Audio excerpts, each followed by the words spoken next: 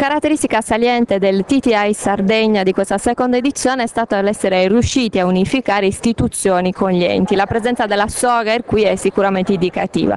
Accanto a me Francesco Porceddu, il responsabile delle comunicazioni esterne, quindi una partecipazione importante. Sì, per la Soger è importantissimo essere qui, anche perché, dando uno sguardo ai dati di traffico, lo scorso anno sono incrementati moltissimi i collegamenti internazionali, è cresciuto oltre del 5,2% invece il traffico totale dei passeggeri che sono sbarcati all'aeroporto di Cagliari. Stiamo parlando del 5,2%, quasi 2 milioni e mezzo di passeggeri. È importantissimo essere qui perché cresce il turismo, cresce il territorio e l'aeroporto è la porta d'accesso per il territorio, per tutto il centro-sud Sardegna, ma per tutta la nostra intera isola. L'aeroporto di Cagliari è impegnato per poter promuovere nuove iniziative e soprattutto poter avere nuovi collegamenti diretti, i cosiddetti point to point, tra Cagliari e tutta la nostra Europa. Importantissimo anche ovviamente il low cost.